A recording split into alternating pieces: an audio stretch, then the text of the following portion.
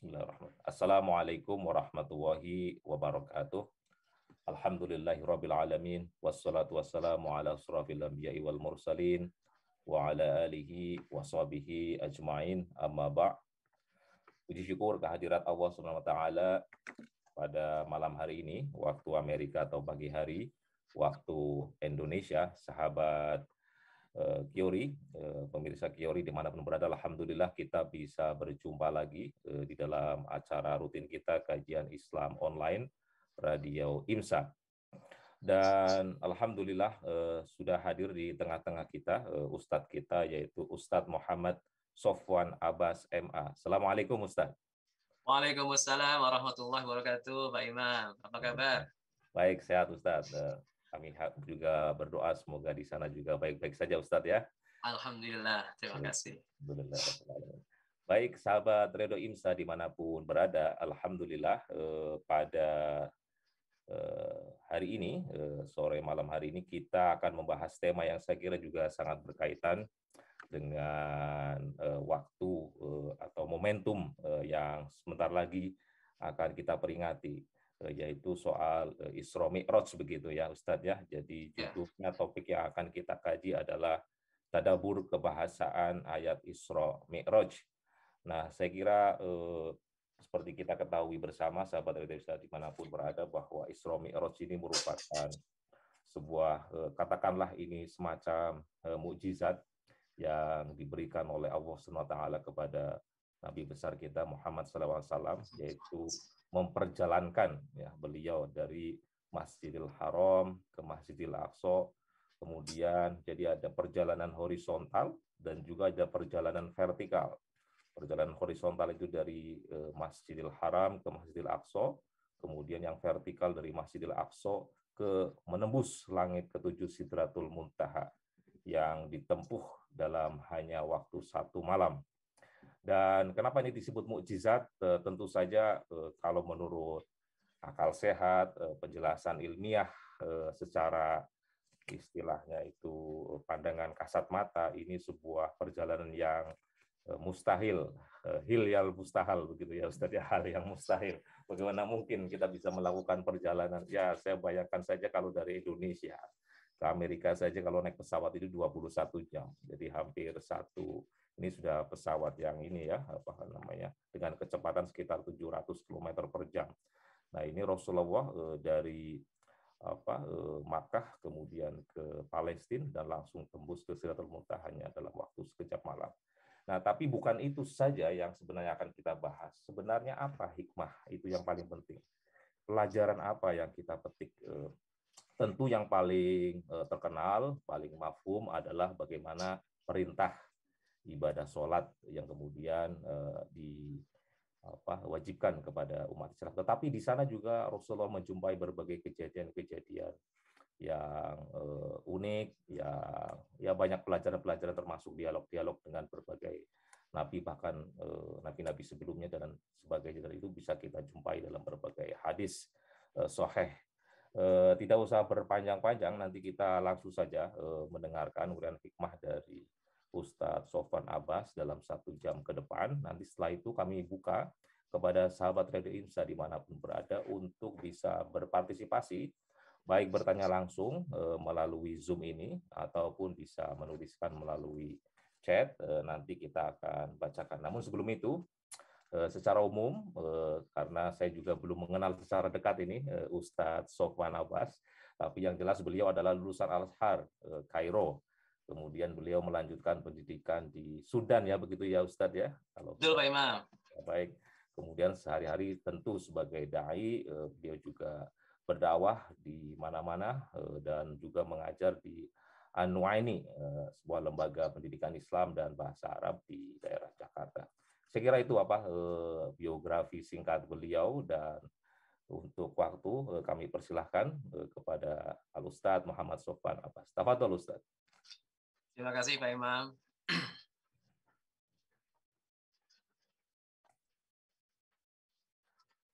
Bismillahirrahmanirrahim. Assalamualaikum warahmatullahi wabarakatuh.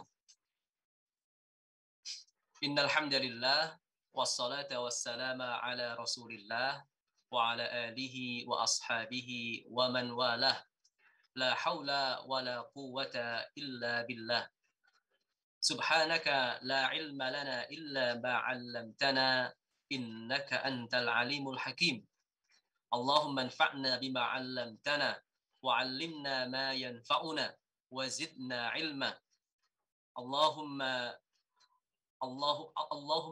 اللهم ربنا لا تزغ قلوبنا بعد إذ هديتنا وهب لنا من لدنك رحمة إنك أنت الوهاب. Terima kasih atas kesempatan yang sangat baik ini. Baiklah pemirsa dan pendengar Radio Insa yang dimuliakan Allah Subhanahu wa taala. Acara kita pada kesempatan kali ini adalah hasil kerjasama antara program Kiori Radio Insa dengan Human Initiative di Jakarta. Marilah dalam kondisi apapun kita hendaknya berada dalam kondisi bersyukur kepada Allah Subhanahu wa taala. Kita laksanakan kebaikan-kebaikan, ibadah, ketaatan, semuanya dalam rangka untuk bersyukur kepada Allah Subhanahu wa taala. Salawat dan salam kita bacakan untuk baginda Nabi Muhammad sallallahu alaihi wasallam. Semoga kita semuanya mendapatkan syafaat beliau pada hari akhirat nanti. Allahumma amin. Pendengar dan pemirsa Radio Insa yang dimuliakan Allah Subhanahu wa taala, merupakan sebuah kewajiban ya bagi kita semuanya sebagai hamba Allah Subhanahu wa taala untuk terus meningkatkan keimanan dan ketakwaan kita. Untuk terus meningkatkan semangat kita dalam melaksanakan ketaatan kepada Allah Subhanahu wa taala. Dan tentunya hal itu dimulai ataupun caranya adalah dengan cara meningkatkan keimanan dan ketakwaan.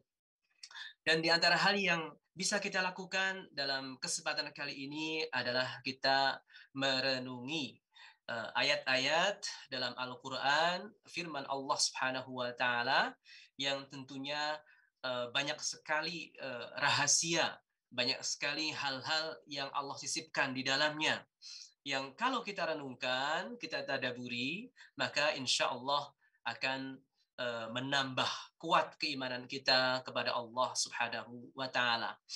Apalagi dalam kesempatan kali ini, tema ayat yang akan kita pilihkan adalah tentang peristiwa Isra dan Mi'raj Rasulullah sallallahu alaihi wasallam. Peristiwa yang digambarkan adalah sebuah mukjizat.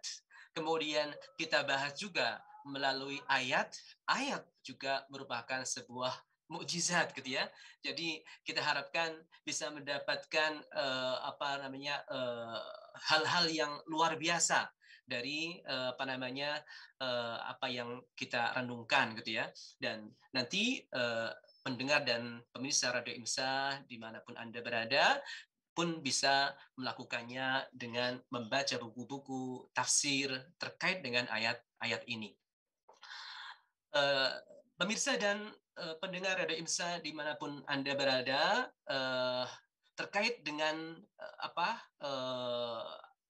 ayat-ayat Al-Quran, memang dalam merenunginya kita bisa membaca buku-buku tafsir, kemudian juga bisa membaca riwayat-riwayat yang menerangkan ayat-ayat tersebut. Tapi alangkah baiknya juga kita sebagai orang yang ingin terus meningkatkan kualitas keimanan kita, maka kita kaji juga melalui bahasa, gitu ya. Karena Al-Quran adalah kitab Allah Subhanahu wa taala yang berbahasa Arab. Dan sebagaimana kita yakini bersama, Al-Quran itu adalah kitab yang terakhir yang Allah turunkan. Dan tidak ada kitab lagi hingga kiamat nanti. Oleh karena itu, banyak sekali rahasia yang seharusnya kita ungkap, gitu ya, yang akan menjadi cahaya hidayah bagi kita semuanya dalam mengarungi kehidupan kita, gitu ya. Dan itu sangat memungkinkan kalau kita lakukan melalui bagian ataupun sisi kebahasaannya. Baiklah, jemaat rahmati Allah, pemirsa Radio IMSA yang dimuliakan Allah Subhanahu wa taala, sebenarnya ada dua bagian dalam ayat-ayat yang membicarakan tentang peristiwa Isra dan Mi'raj Rasulullah sallallahu alaihi wasallam. Yang pertama adalah dalam surat Al-Isra, terutama di ayat yang pertama. Itu adalah membicarakan tentang peristiwa Isra Rasulullah sallallahu alaihi wasallam dari Mekah menuju Masjidil Aqsa. Sementara peristiwa berikutnya, yaitu peristiwa Mi'raj Rasulullah sallallahu alaihi wasallam, diangkatnya Rasulullah sallallahu alaihi wasallam dari Masjidil Aqsa ke Sidratil Muntaha, itu disinggung dalam surat An-Najm ayat pertama hingga ayat ke-18. Semoga kita bisa membacanya dan bisa mendapatkan cahaya hidayah untuk hati kita. Baiklah, pemirsa program Kiori Radio IMSA yang dimuliakan Allah Subhanahu wa taala, kita mulai dari yang pertama, yaitu surat Al-Isra ayat yang pertama ini. A'udzu billahi minasyaitonir rajim. Bismillahirrahmanirrahim. Subhanalladzi asra bi'abdihi lailan minal masjidil haram ilal masjidil aqsa alladzi barakna haulahu linuriyahu min ayatina innahu huwas samiul basir. Maha suci Allah yang telah memperjalankan hamba-Nya pada suatu malam dari Al-Masjidil Haram ke Al-Masjidil Aqsa yang telah kami berkahi sekelilingnya, agar kami perlihatkan kepadanya sebagian tanda-tanda kebesaran kami. Sesungguhnya Dia Maha mendengar lagi Maha melihat. Pemirsa dan pendengar program Kiori Radio IMSA yang dimuliakan Allah Subhanahu wa taala, ayat ini dimulai dengan tasbih subhana. Ternyata tasbih itu mensuasanakan Rasulullah sallallahu alaihi wasallam, mensuasanakan hati Rasulullah sallallahu alaihi wasallam untuk menjalani sebuah perjalanan yang sangat agung. Dan hendaknya juga kita tersuasanakan dengan tasbih yang ada di awal surat ini, sehingga kita bisa membaca dan mengetahui peristiwa itu bukan sekedar untuk mengetahuinya, tapi untuk meningkatkan keimanan kita semuanya. Dan ternyata, pemirsa sekalian yang dimuliakan Allah Subhanahu wa taala, tasbih bukan hanya di awal surat Al-Isra ini saja, gitu ya. Subhanalladzi asra bi'abdihi. Bukan hanya ketika Allah Subhanahu wa taala sedang membicarakan peristiwa Isra Rasulullah sallallahu alaihi wasallam. Tetapi ternyata surat Al-Isra diawali dengan tasbih. Surat sebelumnya diawali dengan tasbih. Surat setelahnya juga diawali dengan tasbih. Jadi bisa kita bayangkan bersama, kita renungkan bersama. Jika sebuah ayat saja diawali dengan tasbih, maka kita merasa bahwa kita sedang disiapkan.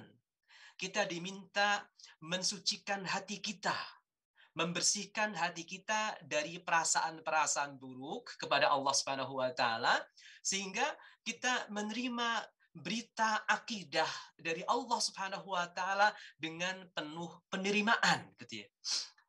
Sedangkan dalam peristiwa Isra dan Mi'raj ini, surat Al-Isra diawali dengan tasbih.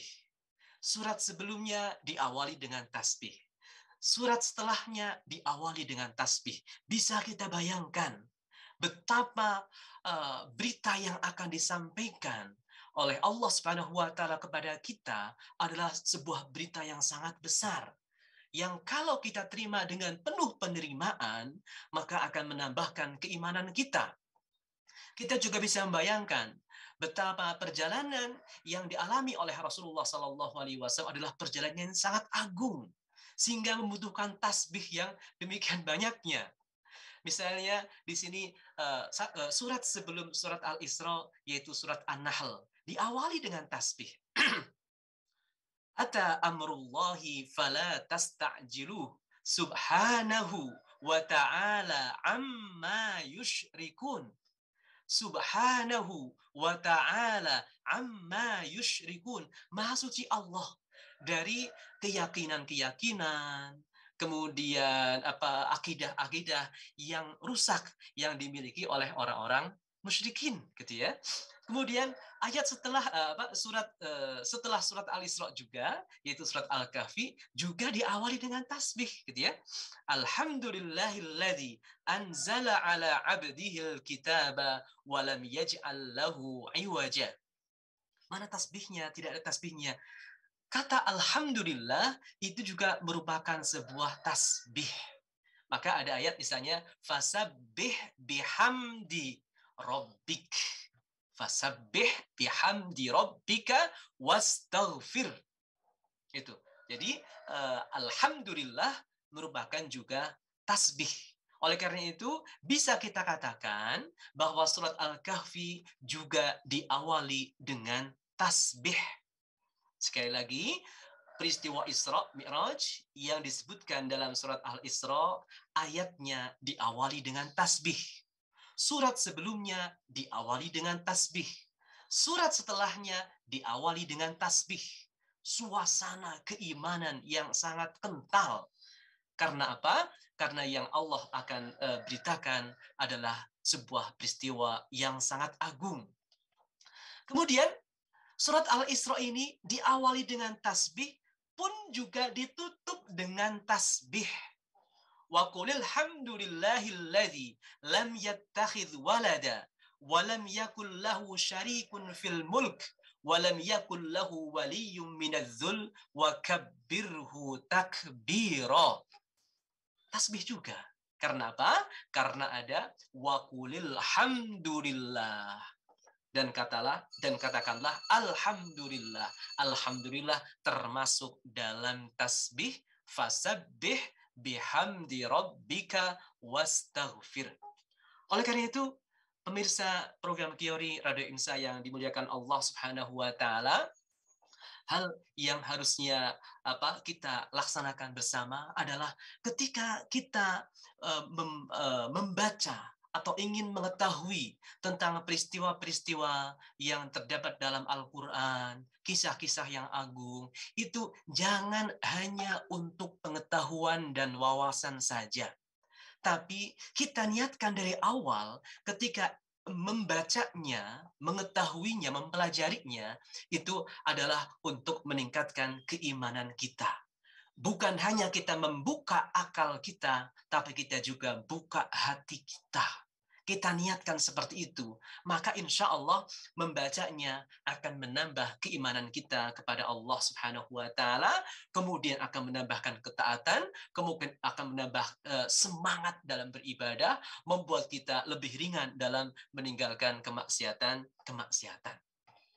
Kemudian kalau kita membaca ayat-ayat Al-Quran yang membicarakan dengan tasbih, ternyata banyak sekali cara atau model Allah Subhanahu wa taala mengungkapkan tasbih.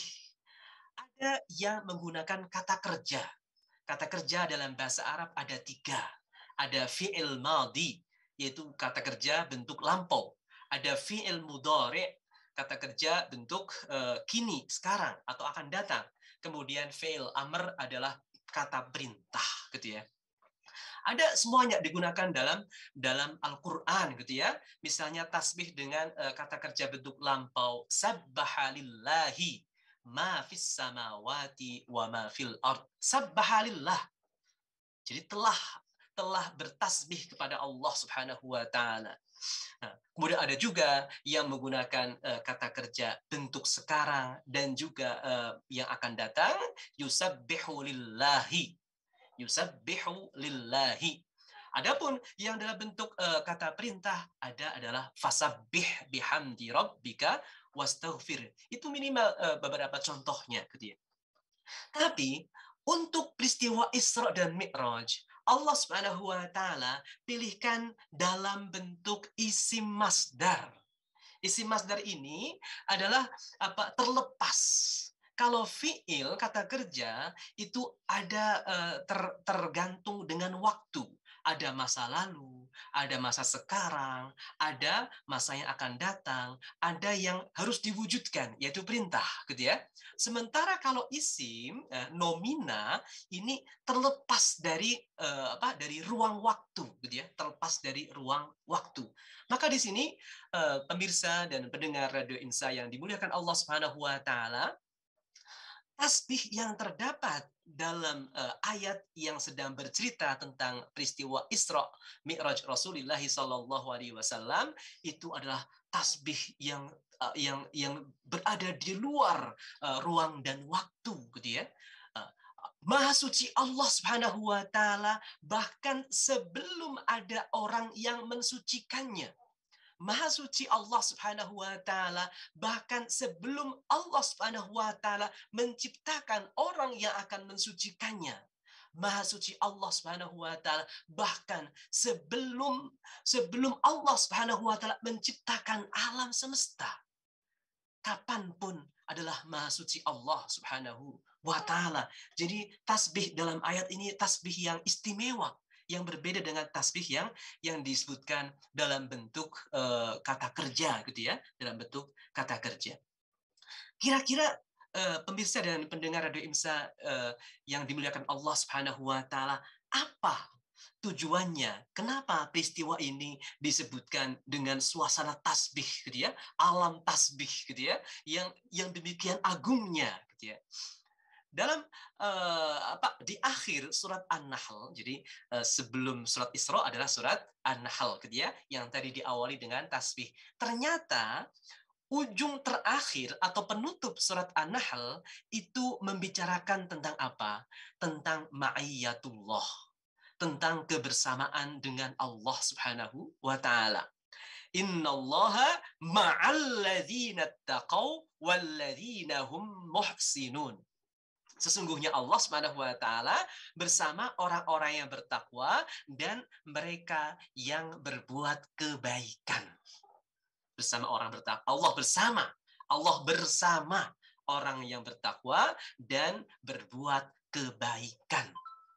Ternyata pemirsa sekalian yang dimuliakan Allah Subhanahu wa taala, disambung dengan awal surat Al-Isra langsung. Siapa yang bertakwa itu adalah Rasulullah Sallallahu Alaihi Wasallam. Siapa yang paling banyak berbuat kebaikan? Rasulullah Sallallahu Alaihi Wasallam. Yang paling bertakwa adalah Rasulullah Sallallahu Alaihi Wasallam. Yang paling banyak berbuat kebaikan adalah Rasulullah Sallallahu Alaihi Wasallam. Gitu ya. Kemudian apa? Kebersamaan Allah Subhanahu wa taala dengan hamba-hambanya yang bertakwa dan berbuat kebaikan, kebersamaan yang sangat baik, gitu ya.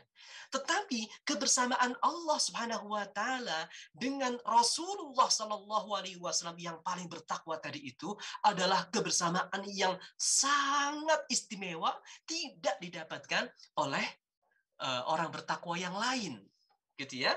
Sehingga apa? Sehingga tadi kebersamaannya itu melalui perjalanan Isra dan Mi'raj. Mungkin kalau kita melaksanakan sholat, maka ada kebersamaan dengan Allah Subhanahu wa taala. Kita menaati Allah Subhanahu wa taala, ada kebersamaan Allah Subhanahu wa taala. Kita bersabar, innallaha ma'as sabirin. Allah bersama orang yang bersabar. Tapi khusus untuk Rasulullah Sallallahu Alaihi Wasallam, kebersamaannya itu apa? Allah panggil Rasulullah Sallallahu Alaihi Wasallam dari Mekah ke Masjidil Aqsa, kemudian ke Sidratil Muntaha. Ini adalah kebersamaan yang luar biasa. Itu hubungan antara awal surat Isra dengan akhir surat sebelumnya, yaitu surat An-Nahl, gitu ya. Seperti itu luar biasanya. Sehingga apa? Karena kebersamaan yang luar biasa, maka dibutuhkan tasbih. Karena Rasulullah Shallallahu Alaihi Wasallam akan memasuki alam tasbih, alam para malaikat, akan dinaikkan ke langit. Langit itu adalah alam para malaikat. Sedangkan malaikat itu disebutkan dalam surat Al-Anbiya ayat 20. Yusabbihuna al-laila wan-nahara la yafturun. Para malaikat itu bertasbih siang dan malam, la yafturun. Mereka tidak pernah berhenti, tasbih mereka tidak pernah berkurang, tidak pernah melemah, semakin lama semakin bersemangat dalam bertasbih kepada Allah Subhanahu wa taala. Alam yang seperti itu ketika dimasuki oleh Rasulullah sallallahu alaihi wasallam, maka Rasulullah sallallahu alaihi wasallam disiapkan sedemikian rupa, maka ayat yang membicarakan Isra pun diawali dengan tasbih, surat sebelumnya diawali dengan tasbih, surat setelahnya diawali dengan tasbih, akhir surat sebelumnya diakhiri disebutkan juga tasbih. Oleh karena itu, pemirsa sekalian yang dimuliakan Allah Subhanahu wa taala, kita pun demikian ya. Kalau kita hendak melaksanakan sholat, kita ingin mendekatkan diri kita kepada Allah Subhanahu wa taala, kita sucikan hati kita, gitu ya. Sucikan hati kita dari berbagai macam penyakitnya, sehingga Sehingga Allah Subhanahu wa taala akan sambut kita, gitu ya. Kemudian, pemirsa sekalian yang dimuliakan Allah Subhanahu wa taala, bagian yang berikutnya adalah asro, gitu ya. Tadi subhanallazi. Kemudian sekarang asro. Ini menunjukkan apa? Menunjukkan inayah ilahiyah. Menunjukkan betapa Allah Subhanahu wa taala itu memperhatikan kondisi Rasulullah sallallahu alaihi wasallam, menyiapkan segala sesuatu yang dibutuhkannya. Cinta Allah Subhanahu wa taala kepada Rasulullah sallallahu alaihi wasallam demikian besarnya, gitu ya. Demikian besarnya. Demikian juga nanti kita berharap, gitu ya. Kita berharap kita sebagai umat Rasulullah sallallahu alaihi wasallam, pengikut Rasulullah sallallahu alaihi wasallam, kita pun berharap mendapatkan inayah ilahiyah yang sesuai dengan semangat kita dalam mengikuti Rasulullah sallallahu alaihi wasallam. Kenapa ada inayah ilahiyah? Jadi kata asro dalam bahasa Arab bisa bermakna memperjalankan di malam hari atau perjalanan malam hari, gitu ya. Kenapa ada istilah perjalanan malam hari, gitu ya? Karena kalau di Arab kan itu kebanyakan perjalanan itu di malam hari. Apalagi kalau li'ila fi Quraisyin ila fihim rihlatash syita'i was-shaif, dia perjalanan yang sangat jauh, gitu ya, ke negeri-negeri yang berbeda musim, gitu ya. Itu kebanyakan perjalanannya dilakukan di malam hari karena medan geografisnya sana sangat tidak mungkin kalau siang hari itu sangat terik mereka melakukan perjalanan. Mungkin banyak kesempatan siang harinya itu digunakan untuk beristirahat, gitu ya, membuat tenda atau seperti apa, gitu ya. Sementara perjalanannya, gitu ya, yang butuh tenaga di tempat terbuka itu banyak dilakukan di malam hari. Maka ada istilah khusus, gitu ya. Ada istilah khusus, bukan safar laili, gitu ya. Pakai istilah safar juga, tapi di malam hari, gitu ya. Enggak, ada satu kata khusus untuk perjalanan di malam hari, gitu ya. Tapi ternyata ada juga kalau kita kembali kepada kamus bahasa Arab, kamus yang klasik, ada kata sarro. Sarro ini artinya adalah menghibur hati, gitu ya, mengusir kesedihan dari hati.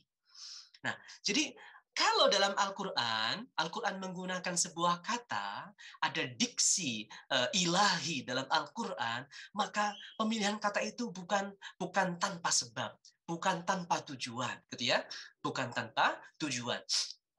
Nah, ketika memilih kata asro di sini, maka bisa membawa makna perjalanan di malam hari, gitu ya. Kemudian juga bisa membawa makna perjalanan ini adalah tujuannya untuk menghibur Rasulullah Shallallahu Alaihi Wasallam. Loh, kenapa? Memang Rasulullah SAW butuh hiburan. Rasulullah Shallallahu Alaihi Wasallam di waktu yang hampir bersamaan mengalami hal-hal yang sangat berat. Maka tahun itu disebut dengan Amul Huzni, tahun kesedihan bagi Rasulullah Shallallahu Alaihi Wasallam. Di antaranya adalah wafatnya istri beliau, Ibunda Khadijah radhiyallahu anha.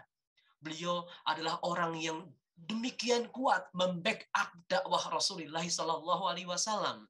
Mungkin selama ini kita baca itu membantu secara keuangan dan sebagainya dengan seluruh hartanya, ya seperti itu. Tapi peran beliau sebagai seorang istri yang solihah itu di rumah Rasulullah Sallallahu Alaihi Wasallam itu menawar semua kegundahan yang dialami oleh Rasulullah Sallallahu Alaihi Wasallam di luar rumah. Ketika beliau berdakwah di luar rumah, kata-kata kotor, cacian, tuduhan banyak sekali didapatkan oleh Rasulullah SAW. Bahkan juga adalah gangguan fisik dialami oleh Rasulullah SAW. Dan ketika beliau pulang, beliau dapati istri yang soleha. Kemudian sikap beliau itu membuat hilang semua yang beliau dapatkan di luar, dan kembali bersemangat, kembali penuh gitu ya, penuh energi untuk melanjutkan dakwah gitu ya. Adapun paman beliau juga saat tahun itu wafat ya, paman Abu Thalib, beliau wafat walaupun masih dalam kondisi yang musyrik gitu ya. Kalau beliau ini adalah membela Rasulullah SAW karena fanatisme gitu ya, fanatisme kekeluargaan. Fanatisme itu tidak melulu, tidak mesti, tidak disyaratkan harus sesuai dengan akal gitu ya. Kenapa harus membela? Ya karena fanatisme. Fanatisme itu buta gitu ya. Nggak mau tahu apakah yang didukung itu satu agama, satu kepercayaan atau tidak, karena fanatisme, karena satu keluarga ya dibela oleh Abu Thalib dan juga oleh Bani Hashim. Karena meninggalnya dua tokoh yang sangat berpengaruh di dalam kehidupan Rasulullah SAW itulah, maka intimidasi yang diterima oleh Rasulullah SAW di orang-orang Mekah itu semakin kuat, semakin berat dakwah Rasulullah SAW, dan terasa semakin sempit pintu dakwah di Mekah, gitu ya, pintu dakwah di Mekah. Maka Rasulullah SAW mulai berpikir, gitu ya, berpikir dan melakukan langkah-langkah untuk memindah basis dakwah. Basis dakwah tidak lagi di Mekah, karena di Mekah itu sudah menolak secara final gitu ya dakwah Rasulullah SAW, tidak mau membela Rasulullah SAW. Maka beliau berkeliling gitu ya, terutama di musim haji, datang ke suku-suku yang sedang melaksanakan ibadah haji, ditawarkan, maukah kalian menerimaku di suku kalian gitu ya, membela aku, menjadi pengikutku, nanti kalian akan masuk surga gitu ya. Kalian akan masuk surga. Semua suku menolak gitu ya. Kemudian Rasulullah juga pergi ke suku mereka gitu ya, ditolak juga. Dan salah satu yang sangat berat diterima oleh Rasulullah SAW adalah beliau berdakwah sekitar 1 bulan di suku Taif gitu ya, lumayan jauh dari Mekah gitu ya. Tapi di sana juga ditolak, dan ditolak dengan cara yang sangat tidak manusiawi gitu ya, sangat tidak manusiawi. Akhirnya apa? Akhirnya di antara hikmahnya adalah Allah Subhanahu wa taala kemudian menghibur Rasulullah sallallahu alaihi wasallam dengan peristiwa Isra dan Mi'raj. Karena peristiwa di Taif itu, kata Rasulullah sallallahu alaihi wasallam, itu lebih berat daripada yang beliau alami dalam perang Uhud gitu ya. Dalam perang Uhud beliau itu giginya rontok, kemudian pipinya tertembus dengan rantai dari anak panah dan lain sebagainya, tetapi ternyata itu belum apa-apa dibanding dengan yang beliau alami di Taif. Oleh karena itu ketika yang seberat apapun yang dialami oleh Rasulullah Sallallahu Alaihi Wasallam, beliau berkeyakinan baik kepada Allah Subhanahu Wa Taala. Beliau mendapatkan hal yang seberat itu bukan berarti Allah Taala itu meninggalkannya, mengabaikannya. Tidak. Allah alimun. Allah Maha mengetahui apa yang sedang dialami oleh Rasulullah Sallallahu Alaihi Wasallam. Tapi Allah juga hakimun, alimun hakim. Allah mengetahui, tapi Allah juga bijaksana, memberikan pertolongan dan bantuan yang sesuai, yang tepat waktu, gitu ya, yang tepat waktu. Dan Allah ketika tetap Rasulullah Shallallahu Alaihi Wasallam itu merasakan sesuatu yang sangat berat, bukan berarti Allah meninggalkan Rasulullah Shallallahu Alaihi Wasallam. Ada inayah ilahiyah, selalu didampingi oleh Allah Subhanahu wa Ta'ala. Kemudian yang berikutnya adalah subhanalladzi asra bi'abdihi. Ini adalah bi'abdihi. Jadi pemirsa program Kiori Radio Insight dimanapun Anda berada, setiap nabi itu ada posisi tertingginya, ada kedudukan tertingginya. Sepanjang hidupnya ada masa-masa mereka itu saat mendapatkan pemuliaan dari Allah Subhanahu wa taala yang tertinggi, gitu ya. Dan ternyata keadaan tertinggi terbaik yang dialami oleh Rasulullah Shallallahu Alaihi Wasallam adalah ketika beliau menjalani peristiwa Isra dan Mi'raj, gitu ya. Peristiwa Isra dan Mi'raj. Sudah tentu ketika beliau mengalami ataupun menjalani perjalanan yang merupakan pencapaian yang paling tinggi, maka akan dipanggil ataupun disebut oleh Allah Subhanahu wa taala dengan gelar yang paling baik. Dengan gelar yang paling baik, gitu ya. Ketika ingin dimuliakan semulia-mulianya, maka akan mendapatkan panggilan dengan nama yang semulia-mulianya, gitu ya. Tapi ternyata dalam peristiwa Isra Mi'raj ini Allah Subhanahu wa taala menggunakan kata bi'abdihi, bukan bi Muhammadin, bukan bi nabiyhi, bukan bi rasulihi, bukan bi habibihi, bukan bi safiyhi, bukan bi khalilihi. Tidak itu semuanya. Tetapi Allah Subhanahu wa taala menggunakan bi abdihi. Allah memperjalankan hamba-Nya. Allah memperjuangkan hamba-Nya. Kenapa? Kenapa bukan dengan Rasul, dengan pemimpin, dengan kekasih, dengan panglima, dengan pemimpin dunia, tapi dengan hamba-Nya? Ada banyak pelajaran yang bisa kita petik, banyak sekali dari diksi bi'abdihi ini. Yaitu apa misalnya? Di antaranya adalah seagung apapun manusia, tetaplah hamba Allah. Seagung apapun, sebesar apapun pencapaiannya, setinggi apapun karirnya, maka tetaplah dia hamba Allah. Apapun yang dialaminya terjadi atas kehendak dan pengetahuan Allah Subhanahu wa taala. Itu yang harus kita camkan bersama dalam kehidupan kita, gitu ya. Kita ini hamba Allah Subhanahu wa taala, gitu ya. Jangan berpikir karena sudah mendapatkan ilmu yang banyak sekali, kemudian berani, gitu ya, untuk melawan Allah Subhanahu wa taala, gitu ya. Sudah mendapatkan harta yang berlimpah, kemudian berani mengatakan Allah tidak mampu memiskinkannya. Allah bingung. Naudzubillah min dzalik. Kata-kata yang seakan-akan ringan keluar dari lisan seseorang, tapi sangat berat di mata Allah Subhanahu wa taala, gitu ya. Karena apa? Hamba. Kenapa hamba berani mengatakan seperti itu? Kenapa? Gitu ya. Bukankah dia dulu bayi kecil yang tidak kuasa apa-apa? Sebelumnya dia hanya setitik air, gitu ya.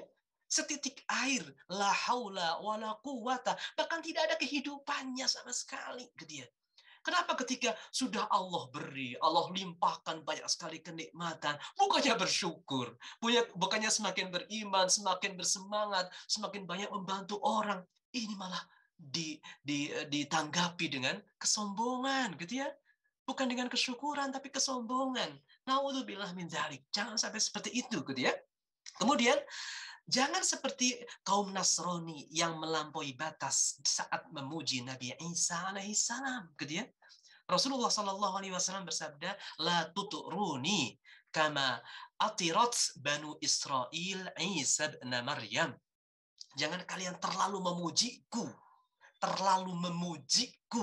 seperti dilakukan oleh Bani Israel kepada Isa bin Maryam, sampai di antara mereka ada yang menuhankan. Jadi sudah keluar dari bingkai kehambaan, gitu ya. Memujinya keluar dari bingkai kehambaan. Harusnya memuji boleh, tetapi ada bingkainya, ada batasnya, yaitu kehambaan. Maka Rasulullah Shallallahu Alaihi Wasallam sangat senang kalau dipanggilnya adalah Abdullahi wa Rasuluhu. Abdullahi wa Rasuluhu, hamba Allah dan utusan Allah Subhanahu wa taala. Gitu ya.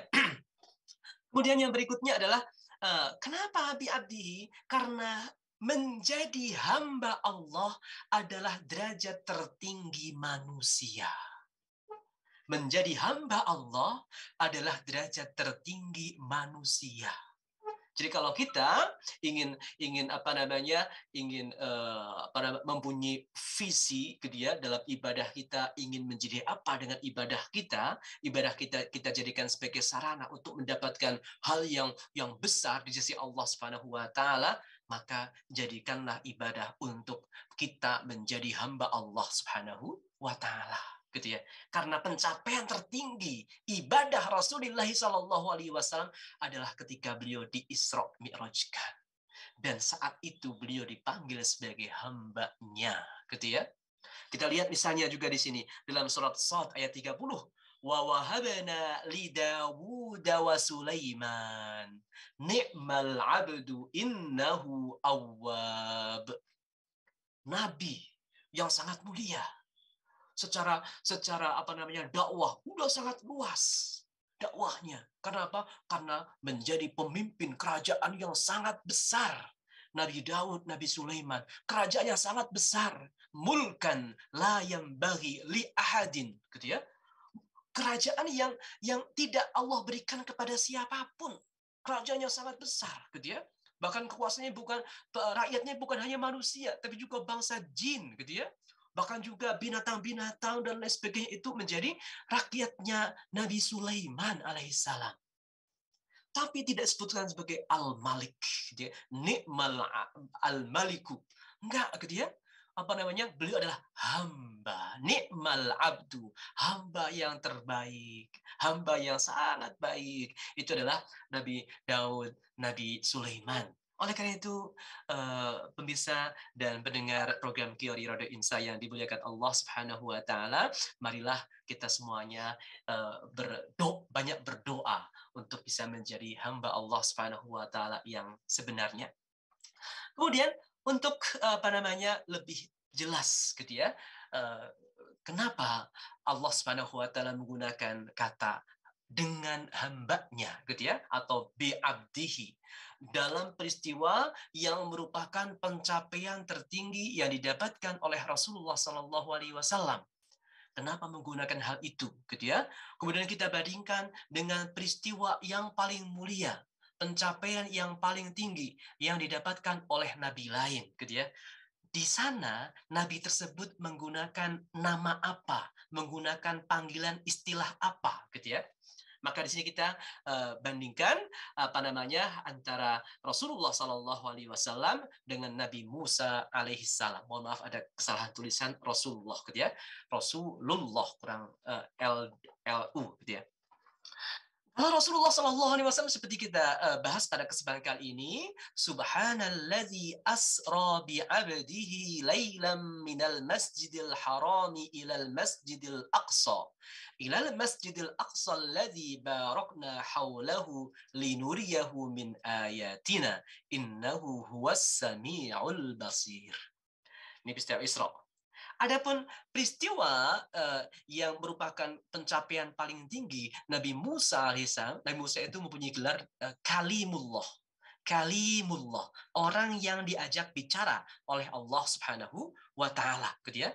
Diajak bicara oleh Allah Subhanahu wa taala. Wa kallamallahu Musa taklima, dan Allah berbicara, Allah berfirman, berkata-kata kepada Nabi Musa alaihissalam. Ini adalah kondisi yang paling dekat dengan Allah Subhanahu wa taala, gitu ya.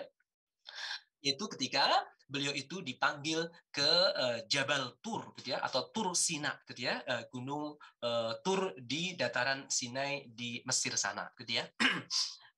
Misalnya ada banyak ayat yang menceritakan hal tersebut. Misalnya adalah surat Al-A'raf ayat 143. Walamma ja'a Musa limiqatina wa kallamahu rabbuhu qala rabbi arini anzur ilaik qala lan tarani walakin انظر إلى الجبل فإن استقر مكانه فسوف تراني فلما تجلى ربه للجبل جعله دكا وخر موسى صعقا. Jadi ketika Nabi Musa alaihissalam itu dipanggil oleh Allah Subhanahu wa taala untuk datang ke Tur Sina gitu ya, Gunung Tur di dataran Sina, itu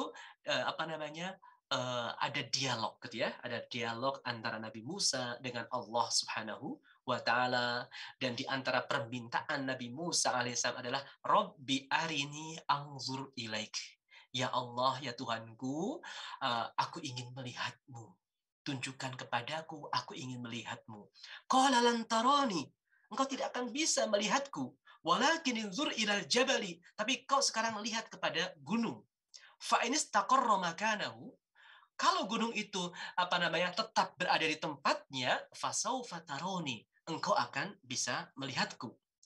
Tapi falamma tajalla rabbuhu lil jabal, kemudian Allah Subhanahu wa taala memperlihatkan zatnya kepada gunung. Ternyata ja'alahu dakka. Gunung itu hancur, luluh gitu ya. Kalau gunung yang kuat tidak bisa melihat Allah Subhanahu wa taala dan dia hancur gitu ya, apalagi manusia gitu ya, apalagi manusia. Wa kharra Musa sa'iqah gitu ya. Kemudian Nabi Musa tersungkur, terpingsan gitu ya. Nah, apa yang bisa kita lihat dari dua ayat ini? Kalau ayat yang pertama yaitu tentang Nabi Muhammad SAW itu disebutkan bi'abdihi, dengan nama hamba gitu ya, dengan sebutan hamba. Adapun kisah Nabi Musa disebutkan dengan walamma ja'a Musa, dengan nama beliau gitu ya, dengan nama beliau, bukan dengan hamba Allah gitu ya. Jadi masih lebih tinggi Rasulullah Shallallahu Alaihi Wasallam gitu ya, ininya sebutannya gitu ya, hamba Allah gitu ya. Adapun Nabi Musa dengan nama beliau gitu ya. Sehingga ada perbedaan berikutnya gitu ya, ada perbedaan berikutnya ketika Allah Subhanahu wa taala menyebut Rasulullah SAW dengan hambanya, maka peristiwa itu berujung kepada apa? Linuriyahu min ayatina. Nabi Muhammad SAW itu diperlihatkan banyak tanda-tanda kebesaran Allah Subhanahu wa taala gitu ya. Kemudian ada pun Nabi Musa alaihissalam itu lantaroni gitu ya, lantaroni. Walaupun Nabi Muhammad juga tidak akan melihat Allah Subhanahu wa taala ketika masih hidup di dunia gitu ya, sama dengan Nabi Musa alaihissalam juga di sini gitu ya. Tetapi bahasanya lantaroni, apa yang diminta oleh Nabi Musa itu ditolak oleh Allah Subhanahu wa taala gitu ya. Sehingga di ujung terakhir kalau kalau disimpulkan gitu ya, maka Rasulullah SAW itu sangat dekat dengan Allah Subhanahu wa taala. Innahu huwas samiul basir. Sesungguhnya Allah, dialah as-sami' al-basir, maha melihat, maha mendengar, maha melihat gitu ya. Nanti di ujung ayat ini akan kita bahas masalah itu. Kenapa maha melihat, kenapa maha mendengar, kemudian baru maha melihat gitu ya. Ini menunjukkan kedekatan Allah Subhanahu wa taala dengan Rasulullah sallallahu alaihi wasallam. Kenapa didulukan as-sami' baru kemudian al-basir gitu ya. Karena di antara sebabnya gitu ya, kita hanya mendengarkan suara orang yang dekat gitu ya.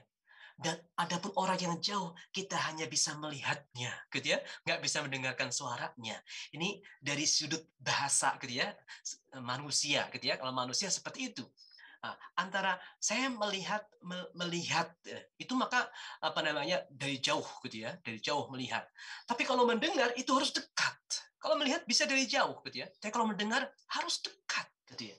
Maka ada kedekatan Rasulullah Shallallahu Alaihi Wasallam dengan Allah Subhanahu wa taala ketika peristiwa Isra dan Mi'raj. Adapun ujung dari kisah Nabi Musa adalah wa kharra Musa sa'iqa. Ketika Nabi Musa itu adalah tersungkur dan terpingsan.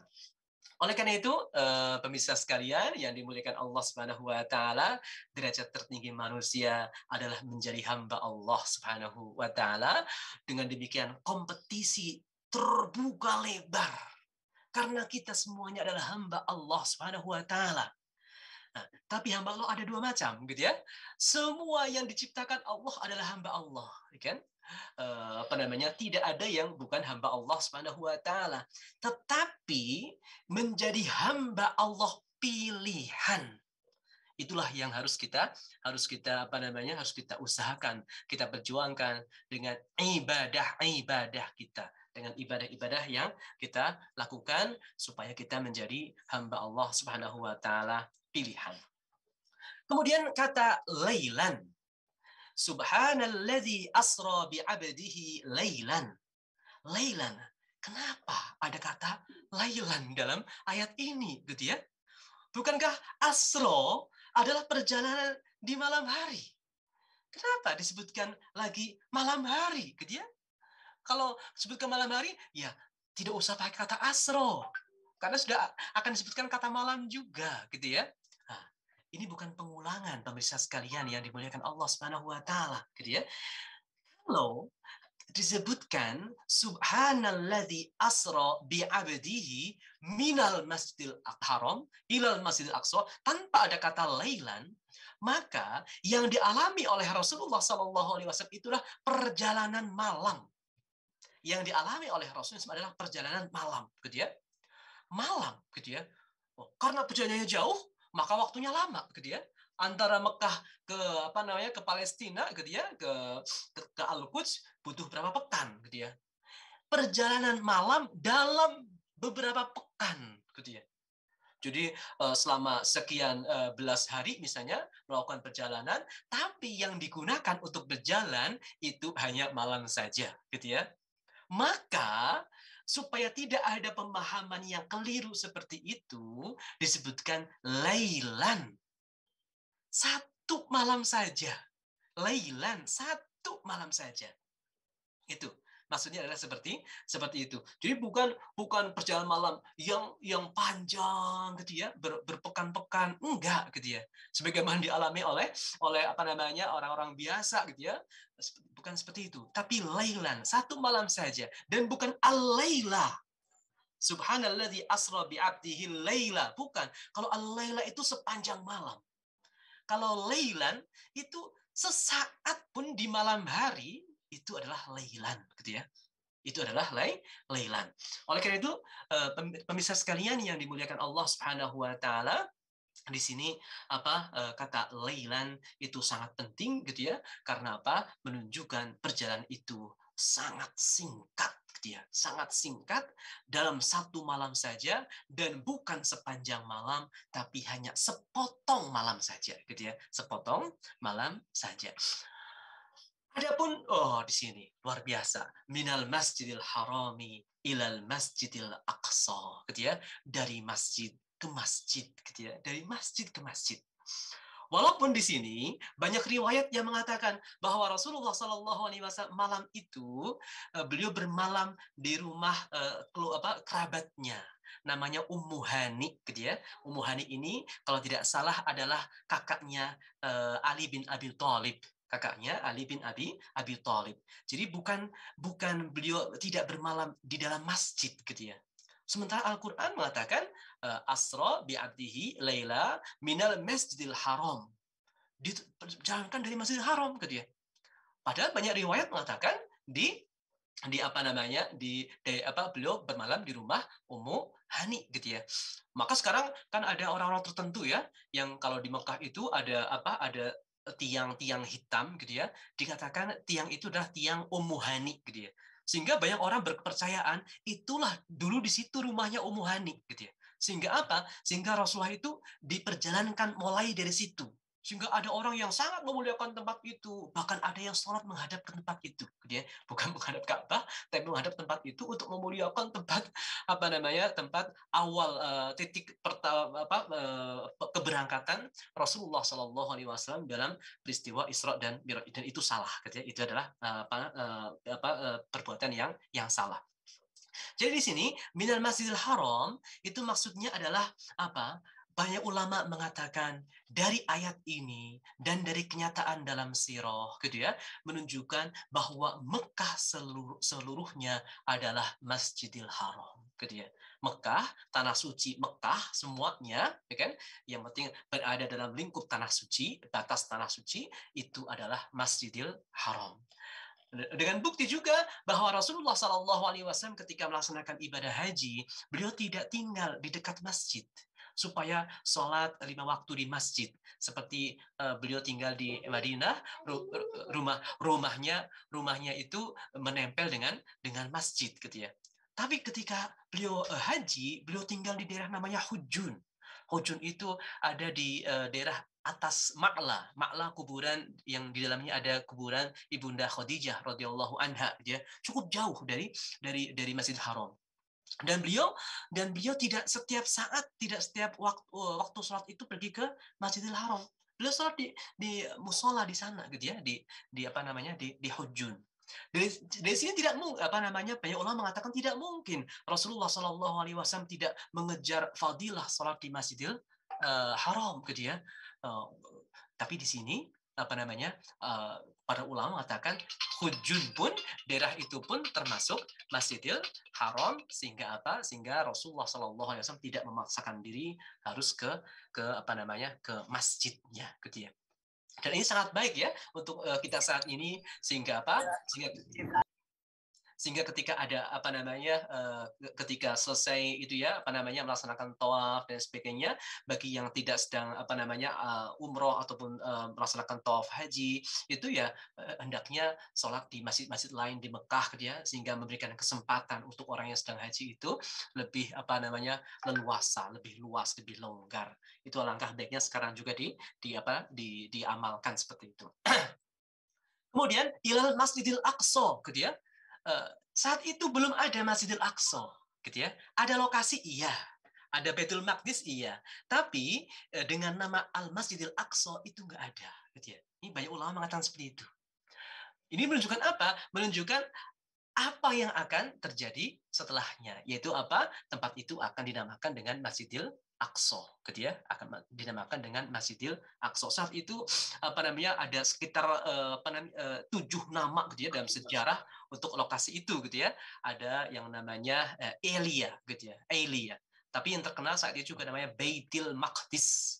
Baitul Maqdis. Adapun penamaan sebagai Al-Masjidil Aqsa itu adalah setelah masa Islam, setelah masa Islam. Kemudian alladzi barakna haulahu linuriyahu min ayatina innahu huwas samiul basir. Masih ada beberapa pembahasan lagi, tetapi ternyata waktunya sudah mepet gitu ya. Saya ingin bertanya ke Pak Imam, apakah dilanjutkan sampai habis dulu baru kita selesaikan atau bagaimana? Boleh Ustadz, ini yang keberkahan diselesaikan Ustadz. Oh gitu ya. Alladzi barakna haulahu gitu ya. Menunjukkan apa di sini? Allah Subhanahu wa taala memberkahi Masjidil Aqsa dan juga daerah-daerah di sekitarnya. Dan di sini kalau di awal tadi subhanalladzi asra, Allah yang memperjalankan Rasulullah sallallahu alaihi wasallam menggunakan kata ganti ketiga, Allah yang memperjalankan, dia yang memperjalankan. Tapi mulai dari ayat ini barokna, kami memberkahinya, gitu ya. Kalau dalam bahasa Arab, kalau ada kami itu menunjukkan keagungan, gitu ya. Allah yang maha agung memberikan keberkahan, gitu ya. Di keagungan pemberi berkah ya, memberi keberkahan di Masjidil Aqsa dan juga di daerah-daerah sekitarnya gitu ya. Dan bukan hanya Masjidil Aqsa saja, bukan allazi baroknahu, bukan. Tidak menggunakan kata seperti itu, tapi allazi barokna haulahu, di sekitarnya gitu ya. Dan bukan juga barokna ma haulahu. Kalau mahaulahu itu menempel kepada materi gitu ya, pada materi. Kalau materi itu hilang, maka keberkahan dari Allah Subhanahu wa taala juga pergi dari sana gitu ya. Tapi pemilihan katanya adalah allazi barakna haulahu gitu ya. keberkahan yang luas, keberkahan yang bermacam-macam, tidak mensyaratkan adanya rizki, tidak mensyaratkan adanya rumah, tidak mensyaratkan adanya kemerdekaan, tapi keberkahan yang terus ada gitu ya. Dengan berbagai macam bentuknya, mulai dari turunnya banyak nabi di situ, mulai dari pemahaman perjuangan Islam yang terus berkobar di situ, melalui banyaknya orang syahid di situ, melalui rizki dari Allah Subhanahu wa taala berupa makanan, sayuran dan sebagainya.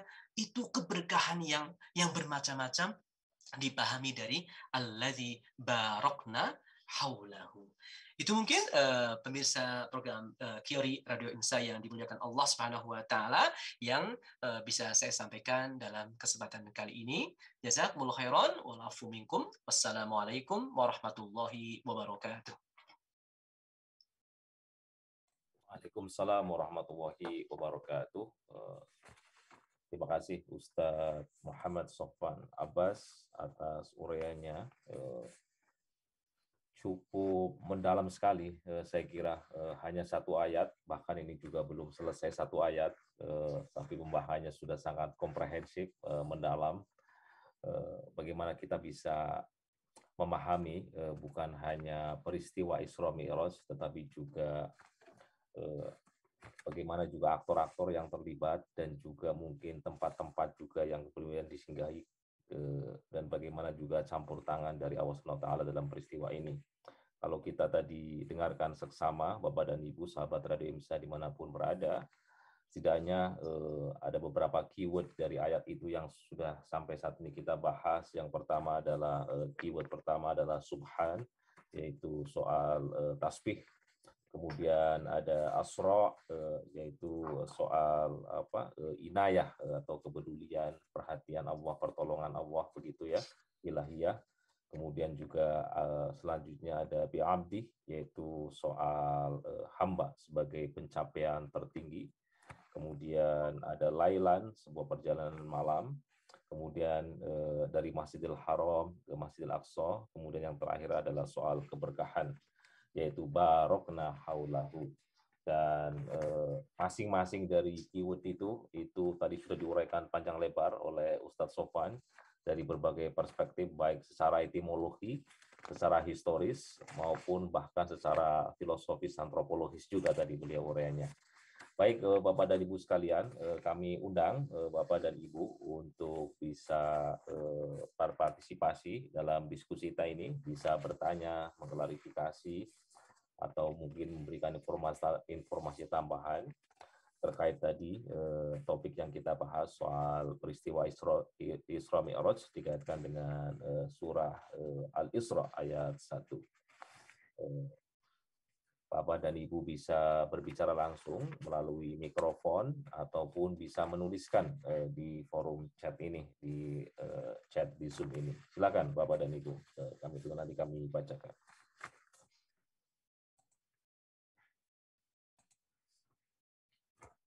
Baik, sambil kita menunggu, mungkin Bapak dan Ibu yang ada di room ini nanti akan memberikan pertanyaan, Ustadz. Mungkin ini sebagai pemantik diskusi kita ini, Ustadz.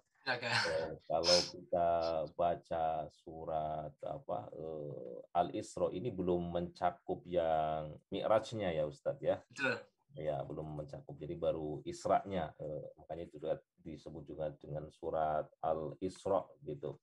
Kira-kira kalau kita masuk kepada Mi'rajnya, apakah ada hubungannya juga, Ustadz, ketika kita menafsirkan ayat di surat Al-Isra ini? Kalau tidak salah, saya nggak tahu di surat An-Najm ya, Ustadz ya. Betul. Bicara Mi'rajnya ya. Apakah para mufasir juga nanti mengkaitkan ketika mengkaji surat Al-Isra, memasukkan juga tafsiran An-Najm itu yang ayat 13-18 kalau tidak keliru ya. Atau juga ketika menafsirkan An-Najm, kenapa kok pertanyaan mendasarnya, kenapa kok Allah itu membuat itu menjadi terpisah, menjadi dipisahkan gitu, nggak menjadi sebuah sambungan sehingga kemudian bisa, karena kan sebenarnya kan yang spektakuler itu perjalanan istilahnya, meskipun yang perjalanan horizontal juga bagian dari mukjizat juga, tetapi ketika tadi Ustadz menyampaikan bertemu dengan Allah gitu ya, jadi inayah, jadi dihibur oleh Allah gitu itu, kemudian juga pencapaian tertinggi bagaimana bisa bertemu dengan Allah, membandingkan antara Nabi Musa dengan Nabi Muhammad, cara memanggilnya juga secara berbeda, itu menunjukkan sebenarnya di Mi'rajnya inilah yang spektakuler ini, ketika beliau bisa menembus, Rasulullah bisa menembus Sidratul Muntaha, bermuajah dengan Allah. Nah ini mungkin bisa diuraikan Ustadz Ya. sambil kita menunggu pertanyaan dari Bapak dan Ibu yang lain. Ya. Nanti kalau ada mohon dipotong ya. Ya, Ustadz. Ya. Jadi terima kasih Pak Imam. Jadi dalam surat Al-Isra tadi, ayat yang kita bahas tadi itu juga sudah ada singgungan untuk peristiwa Mi'rajnya, gitu ya. Yaitu adalah linuriyahu min ayatina. Innahu huwas sami'ul basir. Linuriyahu, peristiwa-peristiwa ini, peristiwa Isra dan juga dilanjutkan dengan Mi'raj, itu tujuannya apa? Nuriyahu, agar kami memperlihatkan kepadanya min ayatina, gitu ya, beberapa atau banyak atau sebagian dari tanda-tanda kebesaran kami, gitu ya. Jadi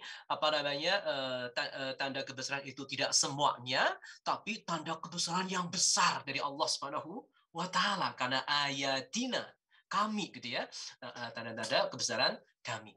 Jadi tanda-tanda kebesaran Allah Subhanahu wa taala itu ada di peristiwa Isra, gitu ya, yang sangat cepat itu, dan lebih besar lagi adalah ketika peristiwa Mi'raj, gitu ya. Nanti dalam surat An-Najm juga disebutkan, gitu ya, laqad ra'a min ayatihil kubra. Dan sungguh Nabi Muhammad SAW melihat beberapa tanda kekuasaan Allah yang besar, gitu ya. Jadi tidak tepat kalau dalam surat awal surat Isra itu hanya menyinggung masalah Isra saja, gitu ya. Memang dikatakan kata Mi'raj pun nggak ada dalam surat An-Najm, tidak ada kata Mi'raj, gitu ya. Dalam Isra juga tidak ada kata Mi'raj, tapi ada disinggung di situ ya, disinggung peristiwanya adalah tujuannya untuk melihat tanda-tanda kuasa Allah yang besar. Dan itu bukan hanya di Isra saja, lebih besar lagi tanda kuasa Allah itu ketika Mi'raj, ya. Itu pertama seperti itu. Adapun kenapa kok satu peristiwa, gitu ya, dipisah penyebutannya, ini memang sangat terkait dengan ini ya, dengan urutan Al-Qur'an, gitu ya. Al-Qur'an turunnya juga bertahap, gitu ya, tidak tidak bersamaan langsung semuanya, gitu ya, sesuai dengan kondisi yang dibutuhkan, gitu ya.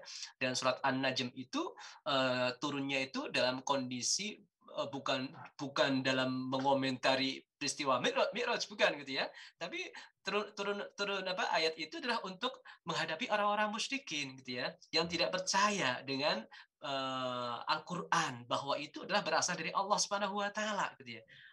Jadi mereka tidak percaya bahwa Rasulullah itu menerima wahyu dari Allah Subhanahu wa taala berupa Al-Qur'an, gitu ya. Maka diceritakan bahwa Nabi Muhammad SAW bertemu dengan malaikat Jibril, bagaimana sifat-sifat malaikat Jibril, bagaimana penampakan malaikat Jibril. Kemudian Rasulullah SAW juga sudah diangkat ke Sidratul Muntaha. Bagaimana Sidratul Muntaha, apa saja yang beliau lihat, tanda-tanda kekuasaan Allah Subhanahu wa taala, gitu ya. Jadi memang latar belakang turunnya itu berbeda, gitu ya. Latar belakang turunnya berbeda. Maka ya memang dipisah, gitu ya, dipisah, gitu ya. Untuk tujuan tertentu dipisah, gitu ya. Kemudian juga peristiwa Isra dengan peristiwa Mi'raj itu kan juga suasananya berbeda, gitu ya.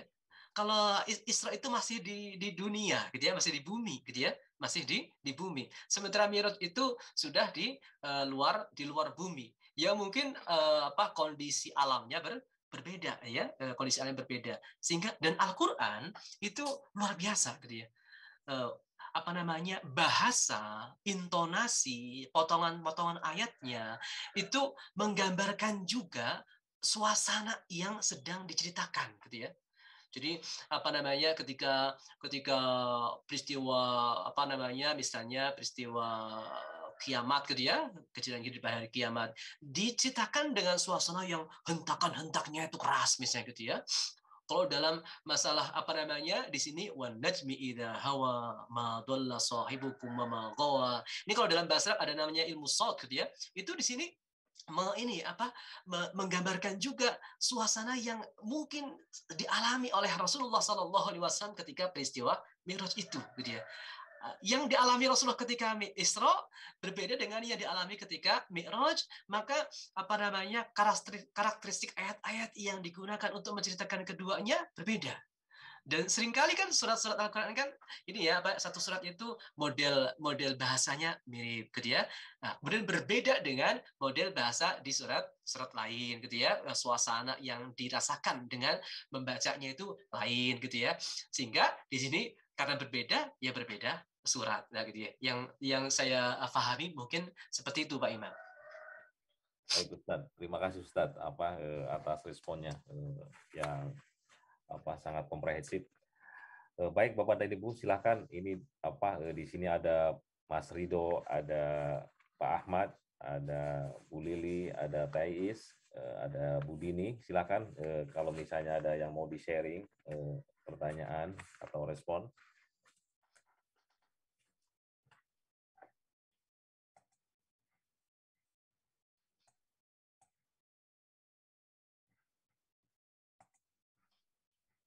Sepertinya belum ada ini Ustadz ini. Ya. Lanjutin lagi berarti, lanjutin ngobrolnya. Kita masih punya waktu ini sekitar 3 menit sebelum kita akhiri ini. Kalau misalnya Bapak dan Ibu ada pertanyaan. Baik Ustadz, sepertinya ini tidak ada pertanyaan ini Ustadz, sudah sangat jelas. Terima kasih Ustadz waktunya sekali lagi. Mungkin sebelum kita tutup mungkin ada kalimat penutup dari Ustadz dan nanti juga langsung juga mohon dipimpin doanya Ustadz. Iya. Bisa ditutup Ustadz screen-nya dulu Ustadz. Oh iya. Nah, terima kasih Pak Imam dan juga Bapak Ibu sekalian yang dimuliakan Allah Subhanahu wa taala dan juga para pemirsa Radio Insa dengan sarana lain mengikuti acara ini. Dari belajar peristiwa Isra dan Mi'raj Rasulullah Sallallahu Alaihi Wasallam gitu ya, terutama kalau nanti sebenarnya berikutnya tadi akan mau dibahas juga sedikit tentang hubungannya dengan surat An-Najm gitu ya, yang menceritakan tentang peristiwa Mi'raj Rasulullah Sallallahu Alaihi Wasallam, disebutkan wan najmi idza hawa gitu ya, dan demi bintang ketika hawa itu bisa dimaknai terbenam, bisa juga bermakna jatuh gitu ya. Jatuh kemana? Jatuh bersujud gitu ya. Karena disebutkan surat sebelum surat An-Najm itu juga memberitakan tentang sujud gitu ya. Artinya apa di sini pemirsa sekalian yang dimuliakan Allah Subhanahu wa taala, yang dialami oleh Rasulullah SAW dengan Isra dan Mi'raj itu adalah kondisi tertinggi yang beliau dapatkan dari Allah Subhanahu wa taala. Sementara kita untuk bisa mendapatkan posisi yang paling dekat dengan Allah Subhanahu wa taala itu adalah dengan banyak bersujud kepada Allah Subhanahu wa taala gitu. Baiklah Bapak Ibu sekalian yang dimuliakan Allah, marilah kita panjatkan doa pada Allah Subhanahu wa taala agar memberkahi sisa hidup kita sehingga kita bisa menjalani hidup kita dengan penuh keistiqomahan, menaati aturan-aturan Allah Subhanahu wa taala, menjalani kehidupan sesuai dengan keridhaan Allah Subhanahu wa taala. Bismillahirrahmanirrahim. Alhamdulillahirabbil alamin, hamdan yuwafi ni'amahu wa yukafi'u mazidah. ربنا لك الحمد كما ينبغي لجلال وجهك الكريم وعظيم سلطانك اللهم صل على سيدنا محمد وعلى آله وصحبه وبارك وسلم اللهم اغفر لنا ذنوبنا وإسرافنا في أمرنا وثبت أقدامنا وانصرنا على القوم الكافرين اللهم اغفر لنا ولوالدينا وارحمهم كما ربونا صغارا ربنا لا تزغ قلوبنا بعد إذ هديتنا وهب لنا من لدنك رحمة إنك أنت الوهاب Allahumma ahsin aqibatana fil umuri kulliha wa ajirna min khizyid dunya wa adzabil akhirah. Rabbana atina fid dunya hasanah wa fil akhirati hasanah wa qina adzaban nar. Wa sallallahu ala sayyidina Muhammadin wa ala alihi wa sahbihi wa baraka wa sallam walhamdulillahi rabbil alamin. Terima kasih Ustaz. Terima kasih banyak. Baik Bapak dan Ibu, terima kasih atas partisipasinya. Saya Terima kasih dan Mas juga Imam, terima kasih Mas Imam. Sama-sama Teh Lilis, kemudian juga Pak Faisal ini di belakang layar untuk memancarkan siaran radio ini. Kami juga mengucapkan terima kasih. Mohon maaf, saya Imam Subhan dan Bapak Faisal Amini dari Seattle. Mohon pamit undur. Assalamualaikum warahmatullahi wabarakatuh. Waalaikumsalam warahmatullahi wabarakatuh. Terima kasih Ustaz.